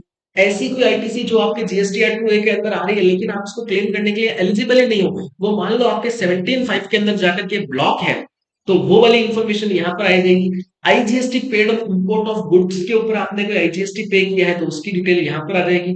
IGST credit availed on import of goods वो यहाँ पर आपके पास में आ जाएगी। फिर जो डिफरेंस बचेगा वो आपके पास में यहाँ पर शो होगा, क्योंकि ये वो चीजें हैं जो आईटीसी नॉट अवेल्ड या फिर इनएलिजिबल ये वो है जो आपके जीएसटीआर 2 में तो होगी लेकिन आपके बुक्स के डेटा या फिर आपके जीएसटीआर 3 में नहीं होगी, इसलिए डिफरेंस आ रहा होगा। तो ये चीजें जैसे ही हम लोग एडजस्ट कर देंगे तो जो हमारे डिफरेंस का फिगर है वो कम होता चला जाएगा। उसके बाद में जो बैलेंस आईटीसी बची मतलब उसके बाद में भी अगर मान लो मेरा डिफरेंस आ रहा है तो वो आईटीसी मेरी लैप्स हो जाएगी क्योंकि मैंने क्लेम नहीं की। मेरे जीएसटीआर 2 के अंदर मान लो 5 लाख रुपए की आईटीसी पड़ी है, मैंने जीएसटीआर 3 के अंदर 4 लाख रुपए की आईटीसी क्लेम की, उसमें से 20,000 रुपए इनएलिजिबल थी, 30,000 रुपए की आईटीसी मैंने अवेल नहीं की। अगर मैं ये 50,000 लेस कर दूं तो पीछे 50,000 का डिफरेंस मेरे पास में यहाँ पर आने वाला है और वो डिफरेंस मेरा क्या हो जाएगा, लैप्स, क्योंकि मैंने अब तक उसे क्लेम नहीं की तो अब मैं उसे क्लेम करने के लिए एलिजिबल ही नहीं हूं तो वो आईटीसी मेरी यहाँ पर लैप्स हो जाएगी। लैप्स वाले फिगर के अंदर वो वाली डिटेल यहाँ पर। तो सर मोटी मोटी अभी तक अगर देखा जाए तो हमने आउटपुट टैक्स लायबिलिटी की बात की, वहां पर हमने output tax liability as per GSTR 1 लिया था। फिर हमने इनपुट टैक्स क्रेडिट की बात की, इनपुट टैक्स क्रेडिट हमारे जीएसटीआर 3 से आने वाली है और उस इनपुट टैक्स क्रेडिट को हमने कुछ सेगमेंट के अंदर बाइफरकेट किया और उसके बाद में उसको जीएसटीआर 2 से कंपेयर करा। और यहाँ पर एक प्रॉपर रिकंसिलिएशन हमारे बुक्स के डेटा के साथ भी हमें करना पड़ेगा क्योंकि उसकी डिटेल हमें नेक्स्ट टेबल्स के अंदर मेंशन करनी पड़ेगी, तभी डेटा यहाँ करके रिकंसाइल्ड होने वाला है। यहाँ तक सारे के सारे कॉन्सेप्ट क्लियर है। आपके पास में कोई भी डाउट आ रहा है इस सेशन से रिलेटेड, जीएसटीआर 9 और 9C से रिलेटेड, तो मेरे व्हाट्सएप नंबर पर आप मुझसे कांटेक्ट कर सकते हैं, मैं एक गिवन टाइम के अंदर आपको उसका रिप्लाई जरूर दूं। ओके सर, तो हम लोग अब बात करते हैं टैक्स पेड, जो अपन ने टैक्स पे किया है ना उसकी डिक्लेरेशन। वैसे यहाँ पर उसकी सारी की सारी डिटेल ऑटो फीडेड आएगी, ऑटो पॉपुलेटेड आने वाली है। जो आपका टैक्स पेबल बन रहा है वो यहाँ पर ये जो फिगर्स हैं जो टैक्स पेबल है वो एडिटेबल होंगे, यहाँ पर आप चेंजेस कर सकते हो, यहाँ पर एडिट करने की फैसिलिटी आपके पास में अवेलेबल होगी। लेकिन ये सारे के सारे फिगर्स इनमें आप कोई भी एडजस्टमेंट नहीं कर सकते हो। मान लो आईजीएसटी जो आपका टैक्स पेबल, मैं अगर बात करूं यहाँ पर कुछ लाइबिलिटी आपने यहाँ पर डिक्लेयर किया, मैंने बोला था ना ऐसी कोई लाइबिलिटी जो कि आप स्पेसिफाइड टाइमलाइन तक डिक्लेयर नहीं कर पाए, आपने यहाँ पर आकर के 2 लाख रुपए की लाइबिलिटी डिक्लेयर की और एक अजम्पशन लेते हैं उसके ऊपर 1000 रुपीज की आईजीएसटी बन रही है। तो जब मैं यहाँ पर आऊंगा वो आईजीएसटी में जो मेरा नॉर्मल टैक्स पेबल बन रहा है ना, वो मेरा नॉर्मल टैक्स पेबल कितना बन रहा था, 5 लाख रुपए बन रहा था। अब मैंने वहां पर 10,000 और ऐड कर दिया तो यहाँ पर मैं एडिट करके उसको 5,10,000 कर दूंगा। कैश के थ्रू मान लो मैंने 4.5 लाख का पेमेंट किया है, सीजीएसटी एसजीएसटी आईजीएसटी के शट ऑफ के थ्रू मैंने 50,000 रुपीज का पेमेंट किया है, तो 10,000 का एक डिफरेंस आ जाएगा। वो डिफरेंस हालांकि रिफ्लेक्ट कहीं पर भी नहीं होने वाला है, लेकिन जब भी कोई स्क्रूटनी आती है, लिटिगेशन आता है, या फिर हमारे रिकॉर्ड में रहेगा कि टैक्स पेबल में तो मेरा ये वाला फिगर आ रहा है, जबकि मैंने कैश के थ्रू इतना पे किया है, आईटीसी के थ्रू इतना सेट ऑफ किया, तो बैलेंस फिगर मुझे डीआरसी 03 के थ्रू जाकर के कैश के अंदर पेमेंट करना है। Same situation CGST, SGST, सैश, interest, late fees सबके केस में एप्लीकेबल हो जाएगी। तो यहाँ पर हमें वो डिफरेंस जरूर शो करना है। कई बार होता क्या है, हम लोग वहां पर तो सप्लाई डिक्लेयर कर देते हैं टेबल नंबर 4 के अंदर, लेकिन यहां पर आकर के पेबल वाले फिगर को एडजस्ट नहीं करते हैं, इसमें कोई चेंजेस नहीं करते हैं, तो वो रिफ्लेक्ट नहीं होता है। और जब भी कोई लिटिगेशन आता है तो हमारे पास में यहाँ पर उसको शो करने का ऑप्शन नहीं होता है। हालांकि कोई एडिशनल पेनल्टी या फिर लेट फीस आप पर नहीं लगेगी, क्योंकि आपने ऑलरेडी डीआरसी 03 के थ्रू पेमेंट कर दिया है, लेकिन जो आपका प्रॉपर प्रेजेंटेशन होना चाहिए रिटर्न का, वो नहीं जाएगा। जो आपका प्रॉपर रिकंसिलेशन होना चाहिए वो नहीं हो पाएगा। यहाँ पर तो एक इंपॉर्टेंट बात हमें, जब हम लोग इस टेबल को फिल कर रहे हैं, तो हमें यहाँ पर ध्यान में रखनी चाहिए। उसके बाद में अगर मैं पार्ट 5 की बात करूं, particulars of transaction for the financial year declared in the return of the next financial year till the specified period, मतलब 30 नवंबर तक अगर आपने कोई ट्रांजैक्शन डिक्लेयर की है, तो कौन से, अगर आपने आउटवर्ड सप्लाई कोई ऐड की है तो वो यहाँ पर आप शो कर दोगे, अगर आपने कोई आउटवर्ड सप्लाई रिड्यूस की है तो वो आप यहाँ पे शो कर दोगे। क्योंकि अपने ऊपर क्या बोला कि हमारा जो पार्ट 4 था जिसके अंदर हमने आउटवर्ड सप्लाई से रिलेटेड डिटेल मेंशन की थी, वहां पर हम एज पर जीएसटीआर बन जाने वाले हैं। अब जीएसटीआर 1 और बुक्स में डिफरेंस क्या होगा, या तो प्लस होगा या फिर माइनस होगा। दोनों फैसिलिटी आपके पास में यहाँ पर अवेलेबल है, और डेबिट नोट और क्रेडिट नोट को भी एडजस्ट करने के बाद जो आपका प्लस माइनस हो रहा है वो वाला फिगर आपको यहाँ पर शो करना है। मान लो आपके जीएसटीआर 1 के अंदर सेल्स 50 लाख गई हुई है, लेकिन आपके जो बुक्स है उसके अंदर 55 लाख रुपीज है, तो 5 लाख रुपीज की टैक्सेबल वैल्यू आप यहाँ पर डिक्लेयर करोगे। उससे related C GST, S GST, I GST की लायबिलिटी आप यहाँ पर डिक्लेयर कर दोगे कि ये मैंने नेक्स्ट फाइनेंशियल ईयर के स्पेसिफाइड पीरियड तक डिक्लेयर किया है। सेम अगर रिवर्सल बन रहा है तो आप यहां पर उसको रिवर्स कर दोगे। Is that clear? उसके बाद में अगर आईटीसी से रिलेटेड कोई रिवर्सल करना है, मतलब आपने फाइनेंशियल ईयर 21-22 के अंदर कोई आईटीसी एक्सेस क्लेम कर ली थी, और फाइनेंशियल ईयर 21-22 खत्म होने के बाद जो स्पेसिफाइड जो इवेंट टाइम हमारे पास में अवेलेबल है, उस पीरियड के अंदर जाकर के आपने अगर उसका एडजस्टमेंट कर दिया है उस आईटीसी का, तो वो फिगर आप यहाँ पर शो कर दोगे। और अगर कोई क्लेम किया है तो वो वाला फिगर आप यहाँ पर शो कर दोगे।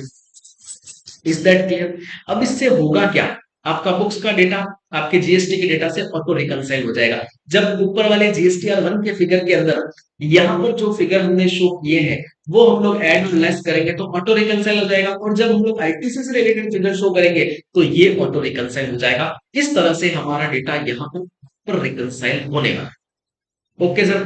Differential tax paid on account of declaration in 10 and 11, अगर आपने 10 और 11 में कोई डिक्लेरेशन दी है, उससे रिलेटेड कोई टैक्स आपका पेबल कितना बन रहा है, टैक्स आपने ऑलरेडी पे कितना कर दिया है, वो वाली डिटेल आप यहाँ पर मेंशन कर सकते हैं। उसके बाद में जो डिमांड एंड रिफंड से रिलेटेड जो इन्फॉर्मेशन है वो यहाँ पर जाती है। वैसे अभी ये वाली चीज नॉट एप्लीकेबल है, अभी ये एप्लीकेबल नहीं है, इसे नहीं फिल करना है। लेकिन अगर हम लोग डिस्कस करें तो उस केस में यहाँ पर केवल जो रिफंड आपने क्लेम किया है उसका फिगर आ जाएगा, जो रिफंड आपका सेंक्शन हुआ है वो यहाँ पर आ जाएगा, रिफंड रिजेक्ट हुआ है वो आ जाएगा, रिफंड कोई पेंडिंग पड़ा है वो आपके पास में आ जाएगा, उससे रिलेटेड सारी सारी डिटेल यहाँ पर आ जाएगी। अब आपकी रिस्पॉन्सिबिलिटी है कि जब आप अपने क्लाइंट का एनुअल रिटर्न फाइल कर रहे हो और अगर उसने कोई रिफंड क्लेम कर रखना है, चाहे ये टेबल जीएसटीआर 9 के अंदर आपके ऊपर एप्लीकेबल नहीं है, लेकिन फिर भी रिफंड रिलेटेड जो उसकी कैलकुलेशन है, जो उसके जो डॉक्यूमेंट्स है वो सारे आपको प्रॉपर्ली स्क्रूटनाइज करने हैं। जो रिफंड आपने उसने क्लेम किया है वो प्रॉपर है, एज पर लॉ है, उसमें कोई भी डेफिशिएंसी नहीं है, ये सारी की सारी बातें भी यहाँ पर हमें सेटिस्फाई करनी है। देन आफ्टर ये वाली टेबल भी अभी आपके ऊपर एप्लीकेबल नहीं है, अभी आपके ऊपर एप्लीकेबल नहीं है, जिसके अंदर हमें information of supply received from composition tax payer deemed supply under section 143 on send on approval basis, उसकी डिटेल यहाँ पर हमें मेंशन करनी होती है। लेकिन आज की डेट में ये वाली जो इंफॉर्मेशन है वो रिक्वायर्ड नहीं है इन फॉर्म जीएसटीआर 9। अगर मैं बात करूं HSN supply of outward supply, तो आउटवर्ड सप्लाई की जो एचएसएन वाइज समरी है वो आपको पुट करनी पड़ेगी। तो वो जो भी सॉफ्टवेयर आप लोग अकाउंटिंग काम में लेते हैं अपने क्लाइंट से जीएसटीआर और कंसोलिडेट पे मंगवाए पूरे ईयर का, और जो आपका जीएसटीआर जीएसटी पोर्टल पे गया हुआ है, और जो आपके बुक से निकल रहा है, वो दोनों तो आपके ऊपर रिकनसाइल हो ही गए।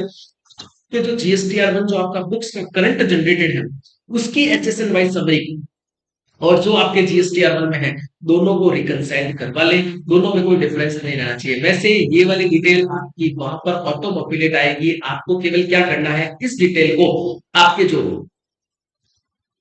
बुक्स की डिटेल है उससे मैच करवाना है, और अगर आपको कुछ अल्टरेशन करना है, कुछ एडिशन करना है, कुछ डिलीशन करना है, तो वो यहाँ पर आप एडिशन या फिर डिलीशन करवा सकते हैं। उसके बाद में इनवर्ट सप्लाई से रिलेटेड जो आपके एचएसएन की सप्लाई है, वो यहाँ पर आप कर सकते हैं। लेट फीस अगर कोई आ रही है, अगर आप एनुअल लेट फाइल करते हैं, तो उस केस में वो यहाँ पर ऑटो पॉपुलेट हो जाएगी और उसका पेमेंट आपको DRC 03 के थ्रू, कैश लेजर के थ्रू करना पड़ेगा, तब आप अपना GSTR 9 फाइल कर पाएंगे। तो इस तरह से यहां तक हम लोगों ने GSTR 9 को डिस्कस किया, उसकी टेबल्स को डिस्कस किया। उसके अंदर अगर हम लोग बेसिकली देखें, तो हमने आउटपुट सप्लाई से रिलेटेड बात की और इनवर्ट सप्लाई से रिलेटेड बात की, उसके अलावा कुछ भी नहीं था। रिकंसिलिएशन, इनपुट का रिकंसिलिएशन। अब उस केस में जो हमें स्पेसिफिक पॉइंट ध्यान में रखने हैं, वो वैल्यूएशन रूल्स ध्यान में रखने हैं, प्लेस ऑफ सप्लाई ध्यान में रखना है, जो वेरियस रिवर्सल्स हो रहे हैं वो ध्यान में रखने हैं। अगर क्लाइंट ने कोई रिफंड क्लेम किया है, तो रिफंड प्रॉपर है या फिर नहीं है, वो सारे के सारे पॉइंट्स, वो सारे के सारे एस्पेक्ट्स यहां पर हमें ध्यान रखने हैं व्हाइल फाइलिंग फॉर्म GSTR 9। अब सर बात करते हैं फॉर्म GSTR 9C। अगर आपका GSTR 9 प्रिपेयर हो गया, तो GSTR 9C में ज्यादा टाइम लगने वाला नहीं है। सेम ऐसे ही है जैसे इस सेशन के अंदर हम लोगों ने 75% पार्ट GSTR 9 के ऊपर डिस्कस किया है, जबकि अब जो हमारा GSTR 9C के अंदर जो डिस्कशन होगा ना, उसमें 25% टाइम भी नहीं लगेगा, क्योंकि सारे के सारे रिकंसिलिएशन तो ऑटोमेटिकली हो गए। वहां पर GSTR 9 के अंदर हमने बुक से तो ऑलरेडी रिकंसाइल करवा दिया है, यहाँ पर कंसोलिडेटेड फिगर फिर से रिकंसाइल होने वाला है। वो डिटेल हम लोग इस सेशन के अंदर डिस्कस करने वाले हैं। अब 9C सर एप्लीकेबल किस पर होगा? ऐसे टैक्स पेयर जिनका टर्नओवर 5 CR या फिर उससे प्लस है, तो उस केस में उनको 9C फाइल करना होगा। पहले 9C एक सीए या फिर पोस्ट अकाउंटेंट सर्टिफाई करता था, और इसकी रिस्पॉन्सिबिलिटी स्वयं टैक्स पेयर की है। टैक्स पेयर को खुद से सेल्फ सर्टिफाई करना पड़ेगा उसका GSTR 9C। तो आइए सर बात करते हैं इस GSTR 9C के अंदर हमसे क्या क्या डिटेल मांगी गई है। ये सारी की सारी डिटेल हमारे पास में ऑटो पॉपुलेट होके आने वाली है, इसके लिए यहाँ पर हमें कोई मेहनत नहीं करनी है। उसके बाद में रिकंसिलिएशन होगा, जो आपके ऑडिटेड फाइनेंशियल स्टेटमेंट्स हैं और जो आपका GSTR 9 के अंदर आप लोगों ने टर्नओवर डिक्लेयर किया है, दोनों को रिकंसाइल करना है, दोनों के बीच में कोई डिफरेंस नहीं रहे, ऐसी व्यवस्था हमें करनी है। तो देखो यहां पर turnover as declared in GSTR 9, वो यहाँ पर हमारे पास में ऑटो पॉपुलेट आने वाला है। जो आपने GSTR 9 के अंदर डेटा फीड किया है, वो ऑटोमेटिकली यहाँ पर आ जाएगा। पहले आपका GSTR 9 सबमिट होगा, देन आपका GSTR 9C submit. M I right? Okay sir. तो टर्नओवर GSTR 9 का यहाँ पर आपका आने वाला है। अब यहाँ पर आपको क्या करना है, टर्नओवर जो आपके ऑडिटेड फाइनेंशियल स्टेटमेंट्स के अंदर है, वो टर्नओवर आपको यहाँ पर डिक्लेयर करना है। मान लो आपका ऑडिटेड फाइनेंशियल स्टेटमेंट के अंदर टर्नओवर आ रहा है 7 करोड़ रुपीस, और जीएसटी के अंदर टर्नओवर आ रहा है 6 करोड़ 50 लाख रुपीस, तो 50 लाख का जो डिफरेंस है वो आपको यहाँ पर इतने सारे पॉइंट मिल रहे हैं, उन सारे पॉइंट के अंदर जाकर के आपको सेट ऑफ, और उसके बावजूद भी अगर कोई डिफरेंस रह जाता है, तो आपको रीजन यहाँ पर मेंशन करने के लिए इतने सारे पॉइंट इन्होंने दिए हैं, जिसके अंदर हमें रीजन मेंशन करना है। अब सर ये पॉइंट देखते हैं वन बाय वन कह क्या रहा है। तो अगर आपकी कोई अनबिल्ड रेवेन्यू है फाइनेंशियल ईयर के बिगिनिंग में, तो वो यहाँ पर आप ऐड कर सकते हैं। अगर आपके कोई अनएडजस्टेड एडवांसेस पड़े हैं, तो वो आप यहाँ पर एडजस्ट एडजस्ट कर सकते हो। डीम्ड सप्लाई अगर आपकी कोई है, मैं डीम्ड एक्सपोर्ट की बात नहीं कर रहा हूं, मैं डीम्ड सप्लाई की बात कर रहा हूं। अगर आपकी डीम्ड सप्लाई कोई है अंडर शेड्यूल 1, तो वो आपको यहाँ पर शो करनी है। उसके बाद में credit note issue after the end of financial year but reflected in credit note जो कि प्रीवियस फाइनेंशियल ईयर से रिलेटेड ही थे, और अपने फाइनेंशियल ईयर खत्म होने के बाद उन्हें इश्यू किए, लेकिन वो आप एनुअल रिटर्न के अंदर रिफ्लेक्ट कर रहे हो, तो उस केस में आपको उसे यहाँ पर मेंशन करना पड़ेगा, ताकि ये जो मेरी सेल्स है, ये इस सेल्स से रिकंसाइल हो पाए। तो अनबिल्ड रेवेन्यू या फिर अनएडजस्टेड जो एडवांसेस हैं, उससे मुझे यहाँ पर शो करना है, क्रेडिट नोट को यहाँ पर शो करना है, ट्रेड डिस्काउंट रिलेटेड जो एस्पेक्ट्स हैं वो मुझे यहाँ पर शो करने हैं, जो कि क्या है, ऑडिटेड फाइनेंशियल स्टेटमेंट में तो मैंने शो करती है ट्रेड डिस्काउंट, लेकिन जो जीएसटी के अंदर परमिसिबल नहीं है, जहां पर मैंने कोई फाइनेंशियल क्रेडिट नोट इश्यू किया है, तो उस केस में मुझे उसे यहां पर शो करना पड़ेगा। उसके बाद में अप्रैल 2017 से जून 2017 का टर्नओवर अभी रिलेवेंट नहीं है क्योंकि वो टाइम पीरियड चला गया, उस समय हमने डाल दिया। Unbilled revenue at the end of financial year या फिर अनबिल्ड जो एडवांसेस है, अनएडजस्टेड जो एडवांसेस है जो कि beginning of the financial year है, वो आपको यहाँ पर शो करने पड़ेंगे। Then after credit note for in the audited financial statement but not permissible under GST। ऐसे कुछ क्रेडिट नोट जो कि आपके ऑडिटेड फाइनेंशियल स्टेटमेंट के अंदर तो है लेकिन जीएसटी के अंदर वो परमिसिबल नहीं है, तो वो सारे के सारे क्रेडिट नोट आपको यहाँ पर शो करने हैं। Then after adjustment on account of supply of goods by SEZ units to BTA units, वो आपको यहाँ पर शो करना है। नॉर्मली बहुत रेयर केसेस में ये वाले फिगर्स हमें देखने को मिलते हैं। Turnover for the period under composition scheme, अगर आपने कंपोजिशन स्कीम के अंदर रहे हो कुछ टाइम पीरियड के लिए, तो उसका जो टर्नओवर है वो आपको यहाँ पर शो करना पड़ेगा। एडजस्टमेंट्स इन टर्नओवर अंडर सेक्शन 50, ये बहुत इंपॉर्टेंट बात है। अगर आपने वैल्यूएशन और वैल्यूएशन रूल से रिलेटेड कोई एडजस्टमेंट किए तो उसके फिगर आपको यहाँ पर शो करना है। आपके पास में क्लाइंट डेटा लेकर के आया, बड़ा खुश होकर के आया कि सर देखो ना मेरा सारा डेटा रिकंसिल्ड है, सब कुछ ए टू जेड है, आप तो खाली जीएसटीआर 9 भरो, 9 सी भरो, काम खत्म हो। पर जब हमने उसका एनालिसिस किया और हमने ये पाया कि वैल्यूएशन से जो उसने ट्रांजैक्शन वैल्यू निकाली है वो प्रॉपर नहीं है और उससे रिलेटेड पूरे एडजस्टमेंट हो रहे हैं, वो सारी डिटेल हम लोग यहाँ पर शो करेंगे। और ऐसी बातें जब हम हमारे क्लाइंट के साथ डिस्कस करते हैं तो उसका एक बहुत बड़ा इम्पैक्ट पड़ता है कि हाँ सीए साहब जाने, M I right. So accordingly हमें रूल्स पे ज्यादा ध्यान देना है, सेक्शंस पे ज्यादा ध्यान देना है, रिकंसिलिएशन पार्ट आउटडेट से करना है। फॉरेन एक्सचेंज फ्लक्चुएशन से रिलेटेड कोई एडजस्टमेंट है या फिर ऊपर जो भी रीजन लिखे हैं उसके अलावा कोई रीजन हो गया आपके पास में, कोई डिस्काउंट रिलेटेड कुछ मैटर हो गया, तो वो सारी के रेंट रिलेटेड कोई मैटर हो गया, तो वो चीजें आप यहाँ पर शुरू कर सकते हो और उससे रिलेटेड जो एक्सप्लेनेशन है वो अपन यहाँ पर प्रोवाइड करवा सकते हैं। इसी के साथ उसके बावजूद भी यहाँ पर कुछ डिफरेंस आ रहा है तो उसके रिकंसिलिएशन से रिलेटेड जो भी रीजन है वो हम यहाँ पर मेंशन कर सकते हैं। हमारी रिस्पॉन्सिबिलिटी है कि चाहे ऑडिट एप्लीकेबल है या फिर नहीं है, जो भी प्रॉपर एक्सप्लेनेशन है वो हम यहाँ पर जरूर सबमिट करें। एक एक एक्सप्लेनेशन हमारी यहाँ पर जानी चाहिए ताकि कभी भी कोई लिटिगेशन हो सकता है 4 साल बाद 5 साल बाद स्क्रूटनी आए तो हमारे पास में उसमें रिटर्न में तो है ना ऑलरेडी कि हमने ये इस टाइम अटैच किए थे। Then after reconciliation of taxable turnover, annual turnover after adjustment from 5P, यहां से आपने ये वाला एडजस्टमेंट टर्नओवर ले लिया, ठीक है, और उसको किससे एग्जेम्प्टेड सप्लाई नील रिटर्न जो अपन ने एनुअल रिटर्न के अंदर पार्ट 5 के अंदर डिस्कस किया था आपको याद हो तो वो सारी की सारी डिटेल यहाँ पर मेंशन करेंगे और एग्जेम्प्टेड सप्लाई और जो हमारा टैक्सेबल टर्नओवर है उन दोनों को रिकंसाइल करवाते हुए बुक्स के डेटा को जीएसटी के डेटा से मैच करवाएंगे। और यहाँ पर अगर non GST supply, exempted supply, nil return supply के अंदर कोई भी डिफरेंस आता है तो उससे रिलेटेड जो रीजन है वो स्पेसिफिकली हम यहाँ मेंशन कर सकते हैं। उसके बाद में रिकंसिलिएशन ऑफ टैक्स पेड, मैंने आपको बिगनिंग ऑफ द सेशन के अंदर ये बोला था कि जो आपका जीएसटीआर 1 है ना उसकी आप लोग एक समरी बनाएंगे, उस समरी के अंदर हम लोग इंटर स्टेट, इंट्रा स्टेट और रेट वाइज उसको बाइफरकेट करेंगे। तो रेट वाइज इसलिए बाइफरकेट करवाया था क्योंकि उसकी रिक्वायरमेंट है जीएसटीआर 9C के अंदर। जीएसटीआर 9C के अंदर वो आपसे पूछता है कि रेट वाइज आपने कितनी आउटपुट सप्लाई डिक्लेयर की है, तो वो सारी डिटेल अगर आपकी 5% है, आरसीएम है 12%, RCM 18%, 28%, interest, penalty, late fees कुछ भी पेमेंट किया है वो सारी की सारी डिटेल आपको यहाँ पर मेंशन करनी है। और जो आपने जीएसटीआर 1 से यहाँ फिगर आने वाला, यहाँ पर कौन सा फिगर आएगा सर, तो देखो जीएसटीआर 9 के अंदर हमारे पास में ये जो टैक्स पेबल था ना, ये सारा का सारा फिगर हमारे पास में जीएसटीआर 9C के अंदर यहाँ पर करके आने वाला है और इस फिगर को जो हमने पे किया है उससे रिकंसाइल करवाएंगे और अगर इन दोनों के बीच में कोई डिफरेंस रहता है तो उस रीजन को हम लोग यहाँ पर शो करने वाले हैं। उसके बाद में अगर कोई एडिशनल लाइबिलिटी आपकी आ जाती है, कोई ऐसी चीजें जिसके ऊपर आपने टैक्स का पेमेंट नहीं किया है, आपने 9 में भी उसके ऊपर टैक्स नहीं किया, तो 9C के अंदर जाकर के आप टैक्स का पेमेंट यहाँ पर कर सकते हैं थ्रू फॉर्म DRC 03। वैसे जो मेरी ओपिनियन है, जो कंसल्टेशन है वो ये जाएगा कि आप जीएसटीआर 9 के अंदर ही अगर आपको टैक्स का पेमेंट बन रहा है तो उसे करवा दो ताकि जीएसटीआर 9C के अंदर हमारे क्लाइंट की पोजीशन एकदम क्लियर कट साफ चली जाए।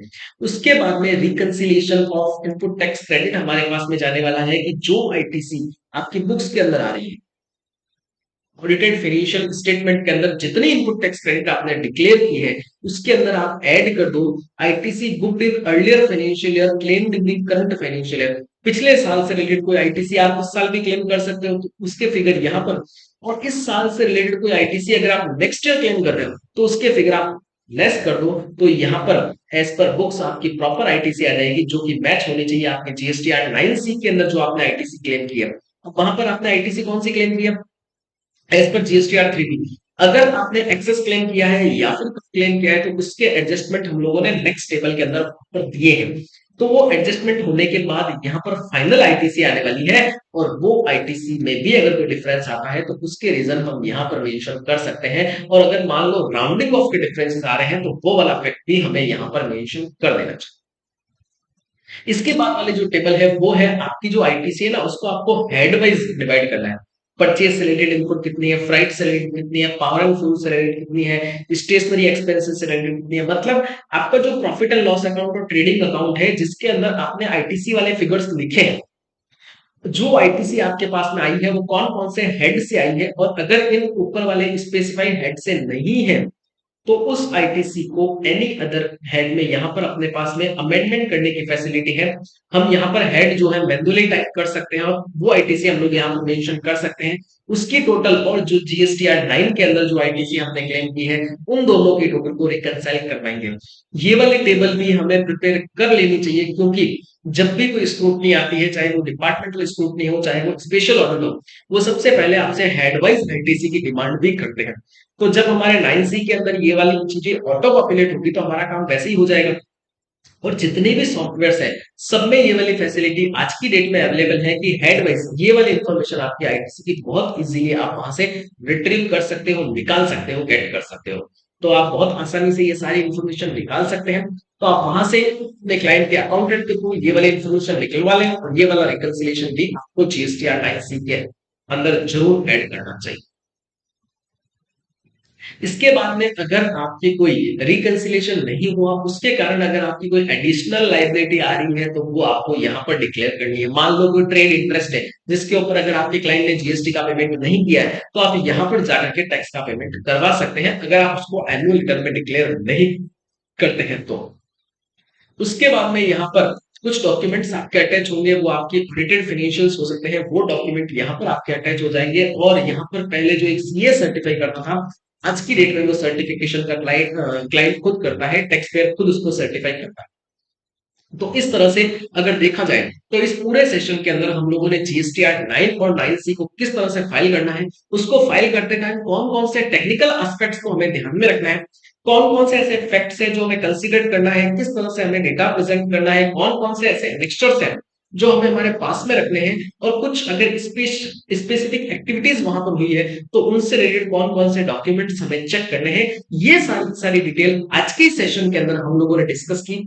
ये बहुत ज्यादा इंपॉर्टेंट है, क्योंकि जब भी कोई लिटिगेशन आएगा हमारे पास में हमारा GSTR 3B, GSTR 1, annual return, annual reconciliation और बुक्स, ये 5 रिकंसिलिएशन अगर हम लोग ईयर एंड में इट सेल्फ हम खुद से ही करवा लेते हैं तो हमें किसी तरह की कोई अदर वे में जाकर के स्क्रूटनी को सेटल करवाने की रिक्वायरमेंट नहीं होगी, क्योंकि हम सेल्फ सफिशिएंट होंगे सारा का सारा डाटा वहां पर सबमिट करने के लिए। इस सेशन से रिलेटेड अगर आपको कोई भी डाउट होता है, कोई भी क्वेरी होती है, तो आप मेरे नंबर पे व्हाट्सएप कर सकते हैं, मुझे ईमेल कर सकते हैं। Thank you, stay connected for more updates.